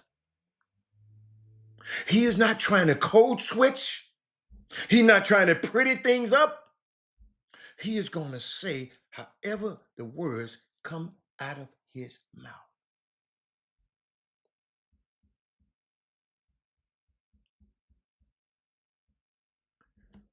But you better not challenge his abilities. Ladies and gentlemen, I don't know if y'all know this. He wrote a letter thanking the people for his film. Hold up. I got to show y'all this.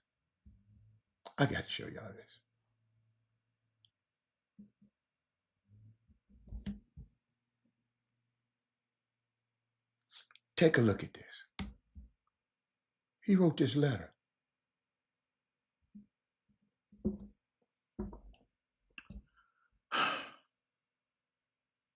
He said he's internal grateful. He said internal gratitude. My heart is bursting with it. I want to thank each and every one of you who bought a ticket to see Sinners. You're welcome, because I bought 2. Who decided to drive to see the film in different formats. Robert Hatter wanted to see it in the IMAX format. That's the letter with the cotton on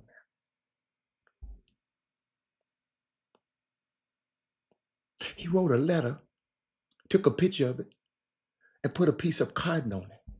You'll understand when you're watching the movie. He said for the people who brought popcorn and the drink, booked a sitter and carpooled and stood in the lobby afterwards and talked and made a friend who changed their work schedule, who saw the film in groups.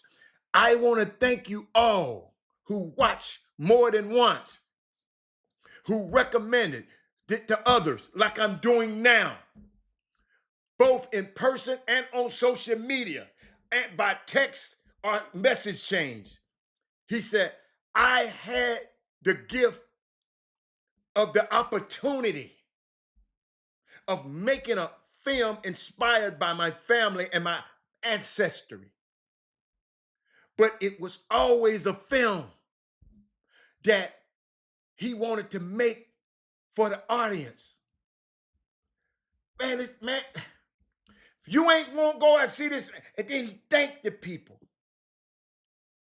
Spike Lee, John Singleton, Ernie Barnes, Steve McQueen, Ava DuVernay, all these people.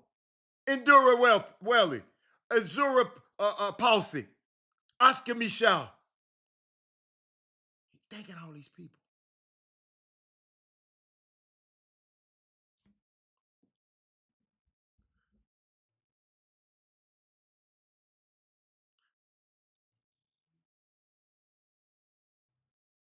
I'm sitting here just looking, y'all. Ta-Nehisi Coates, Walter Mosley.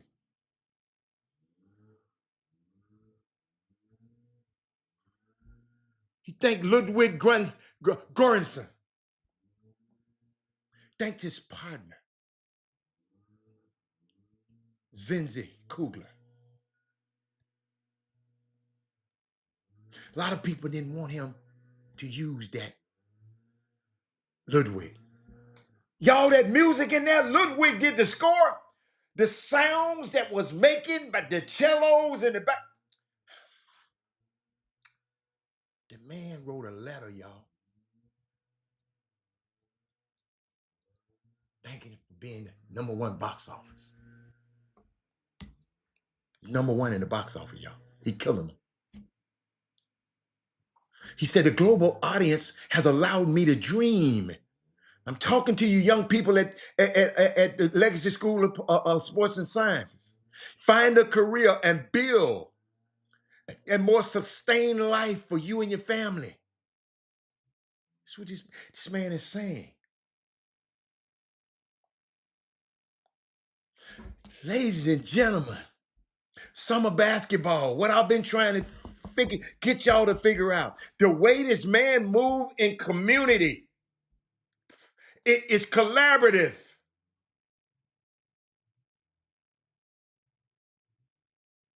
What if we collaborate in this community? It is humble. It's full. This is what I got walking out of this movie, y'all.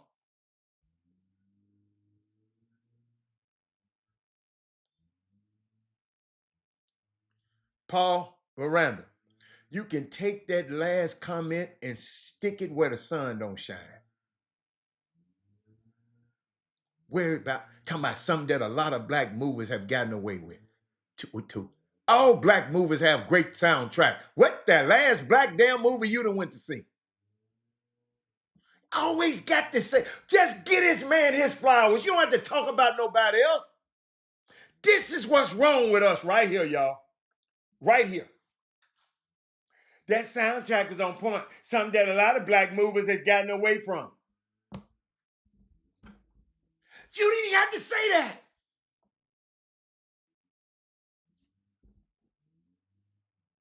You could have just said the soundtrack was on point. What was wrong with you just leaving it there?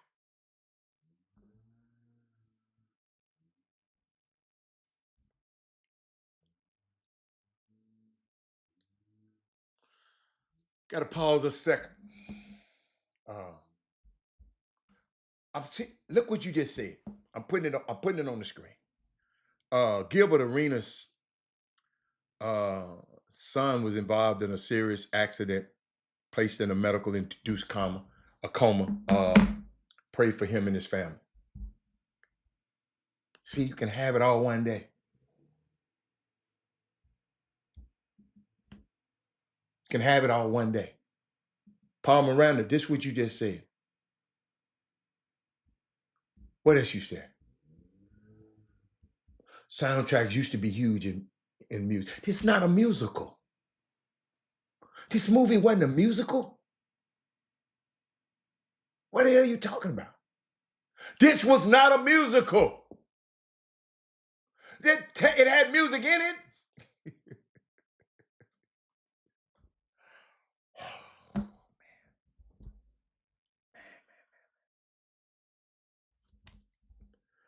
How prayers go up to Gilbert Arenas and his family, man. God.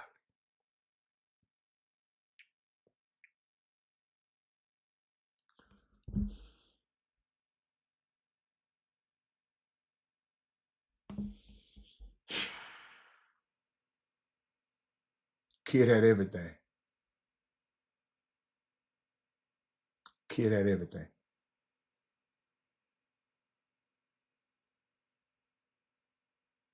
Kid had a great life. Best basketball players in the country. This is how fragile this thing is. This is what I'm talking about right here. See how we in community right now. I stopped everything. Even if a man talking against the community, I stopped everything. And wow.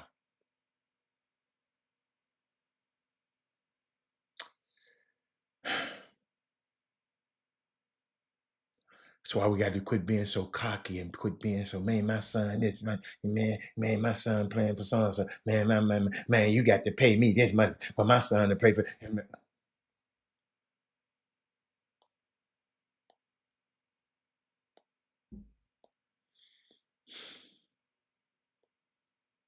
I wasn't talking about the soundtrack.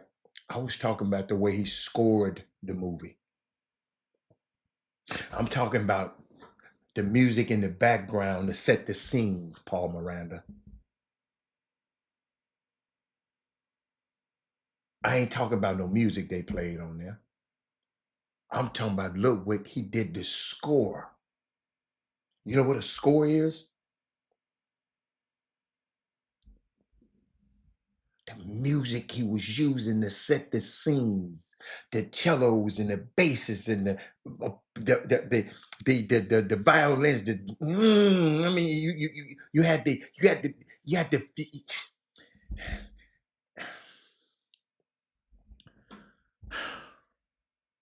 That man talking about a soundtrack. Let me keep going.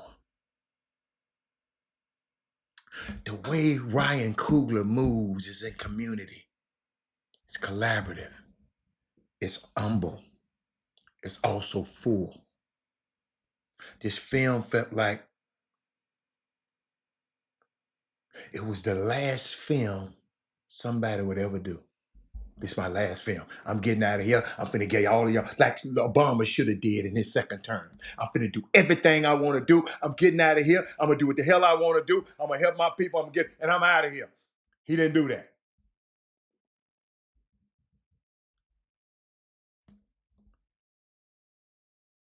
This film felt like this was the last film somebody would do. I know it's my last film, so I'm going to throw everything into this. I'm going to put everything into it because I might not never get another opportunity. Ladies and gentlemen, I can proudly say this is the best film I've ever seen because of the way it made me feel when I left the theater.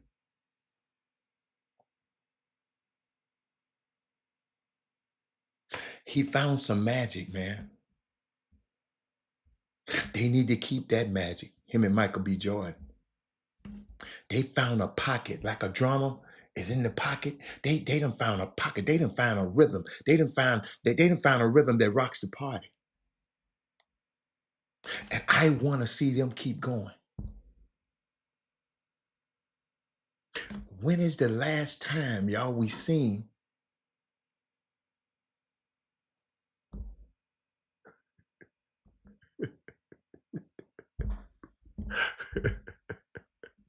when is the last time, y'all, we seen a director, a writer, and a producer matched up with an actor this way? Talk to me. To my movie buffs. If you ain't a movie buff, then you know I love movies.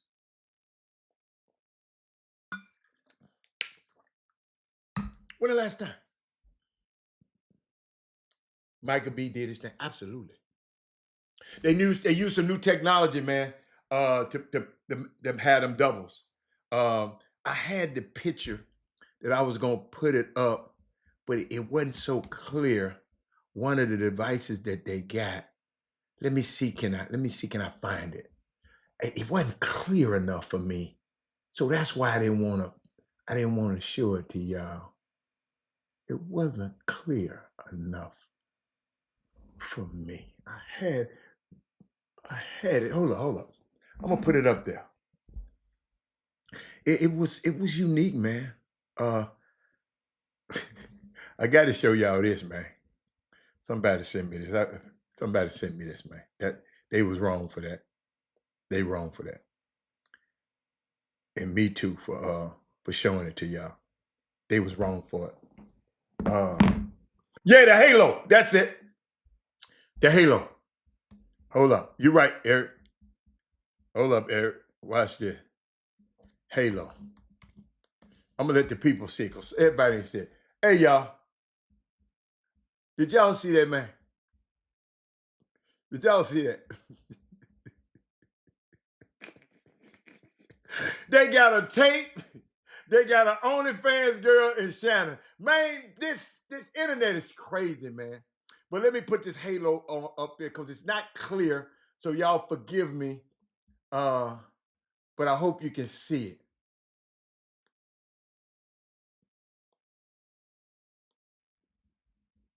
That's what he had on it.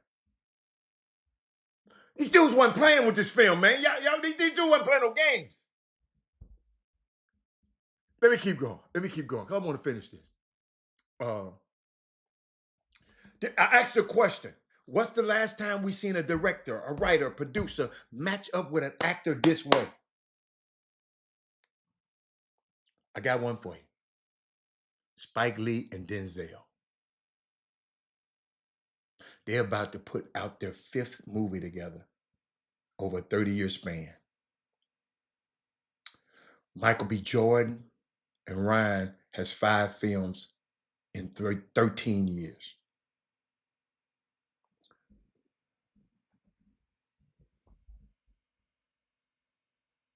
I was thinking about something. When I'm watching this movie, y'all follow me. Hear all of my words now. It represented unapologetic blackness, but it also was inclusivity. Behind the scenes, the fact that the cinematographer is a Filipino sister, a woman, the first woman to shoot in that format. This man brought this white brother that he has worked with for 17 years. He did the musical score. Y'all got to hear some of them sounds. I wish I could play it. Hold up, y'all. This one that I want to play it, and I got it in my notes somewhere. But I didn't want to spoil it for y'all. But y'all done had too damn long. Y'all about to go see the movie on the first weekend, man. I get tired of y'all waiting till the last minute. Hold up. I didn't put it in because I said I'm not gonna do it. I just be so so disciplined in some areas and so undisciplined in other areas. Like I said, I wasn't gonna play it. Oh, there it is, right here. Oh, that girl told that boy something. That girl told that boy something so slick on that movie. Halle told that boy something so slick on that movie. I'm still thinking about that.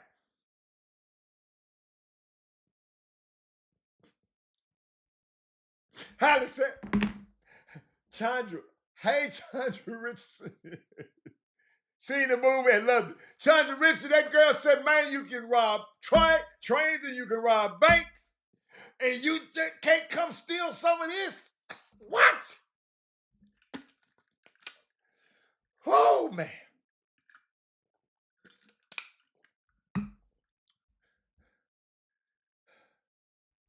Spike Lee, Denzel. Yeah. Chandra, this stuff gets me. This stuff, I mean, I never walked out of a movie feeling this way. Yo, I was walked out of it in a daze. I'm just walking to the car saying,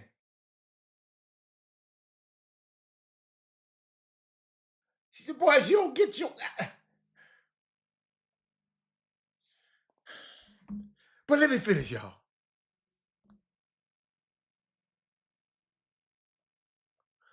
It was an excellent score. The way the dude, see, I ain't talking about the music that was played. I'm talking about the sound effects when other stuff happened. Y'all, oh man, it's just, I can't, see.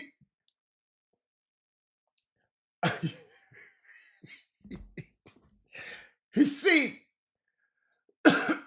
if y'all notice, I'm explaining a movie without telling y'all about it. About telling, I want y'all to go in there. See, I don't mind nobody telling me about a movie, because I'm gonna go see it 3 or 4 times anyway. But inside the film, you had the indigenous community, the Irish culture was represented, Black people were represented, Asian Americans were represented. People don't realize how these histories that overlap in America.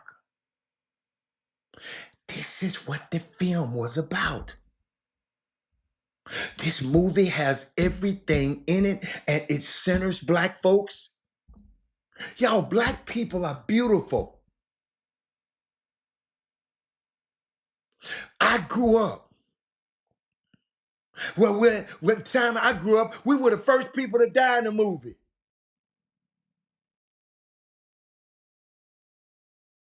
It made a movie about, seems like our skin color was, and our nose and our lips and our body types. There was something wrong with us.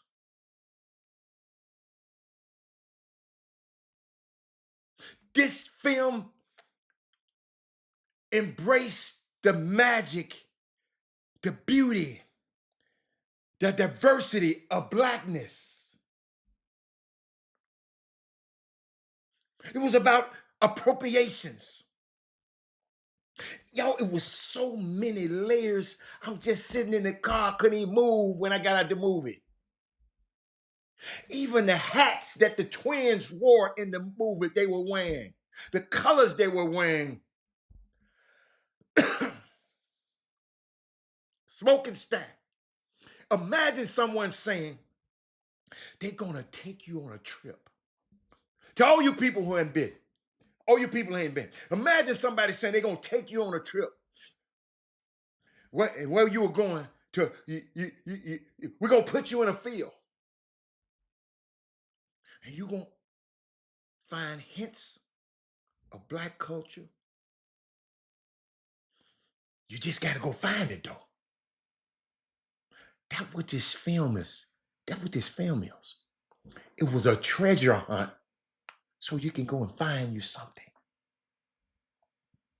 So people wasn't, you see, some people wasn't used to seeing a Black woman in the role as the main love interest of a superstar actor like Michael Jordan. A heavier set woman, not no little skinny. woman that got some big breasts, got the voluptuous woman. They ain't used to seeing that on the screen now as a love interest. And to the point that so many people thought that she might have been his mother. I never thought that, but in some of my discussions with people, to see her beautiful self Wyoming Masaki.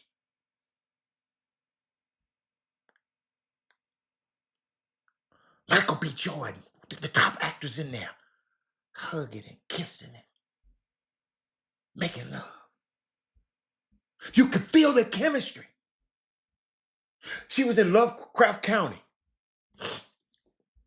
Ryan Coogler, before they got on the set, he requested that they go and spend time with each other.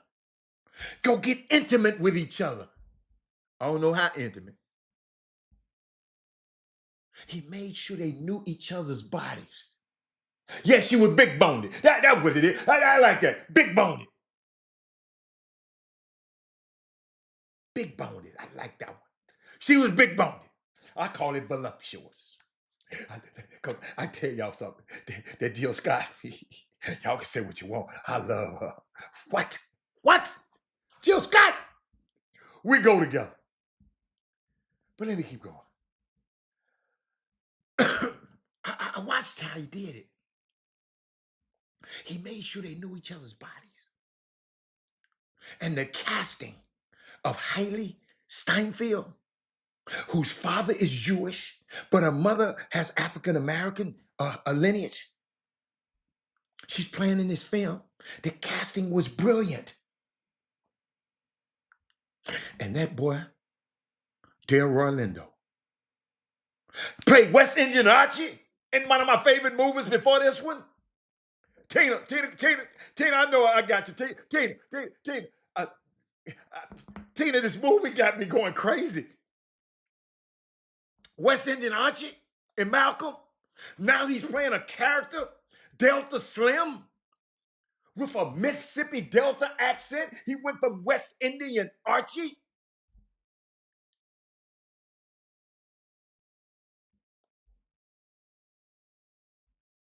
Y'all know what? Chandra,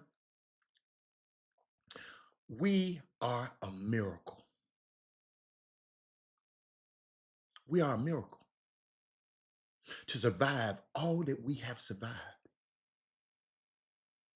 and still create and invent the food, the music, and everything to make these magical moments happen.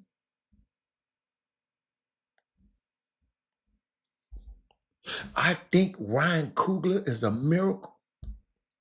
This kid's out of Oakland. Ladies and gentlemen, Ryan was 4 years old when his daddy took him to see Malcolm in 1992.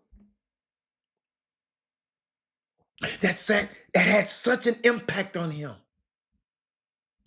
Watching Spike Lee directed. It's this lineage.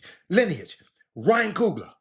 He learned from Spike Lee, who learned from Julia Dash, who learned from Melvin Van Peebles, Oscar Micheaux.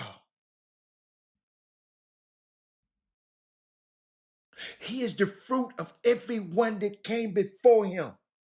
Yeah, that fried fish look good on that, boy. I sure would. Take me some fried fish right now.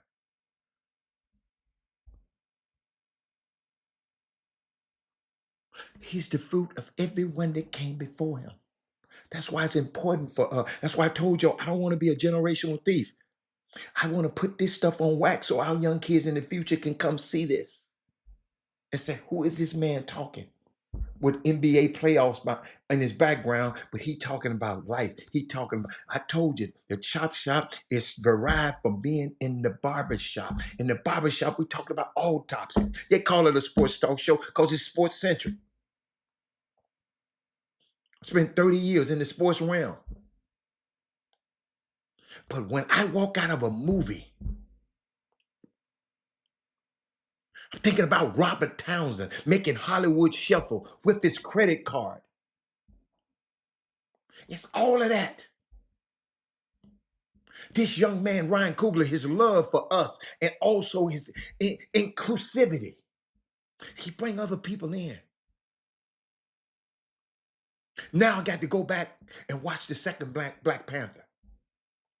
Because people always ask me, why didn't he collude the Latino community in Black Panther 2? Ladies and gentlemen, he's from California. All kind of people in California. You know what he did? And I'm going to end with this because it's 2 o'clock. He actually has given us a GPS on our humanity and our blackness at the same time via filmmaking. That's what I got from Sinners. Y'all, thank y'all for taking y'all time out today. I had to share that with y'all. I couldn't go another week without sharing. I hope I inspired somebody else to go watch this film. And I hope, I'm serious. I know I got so much stuff to do today because I got to travel tomorrow. But go watch this film. But I'm out of here. Love y'all. See y'all next week. Matt Mayer. Hope I see you next week too. But I'm out. See y'all later. Bye. Jim Hicks, Rob Hatter. You are now tuned in to the Chop Shop. I'm Retro. Let's get it. We in the Chop Shop. We live in the Chop Shop. We talking sports talk. We live in the Chop Shop. We in the Chop Shop. I'm talking sports talk. So turn your dials up. It's live in the Chop Shop. We in the Chop Shop. We live.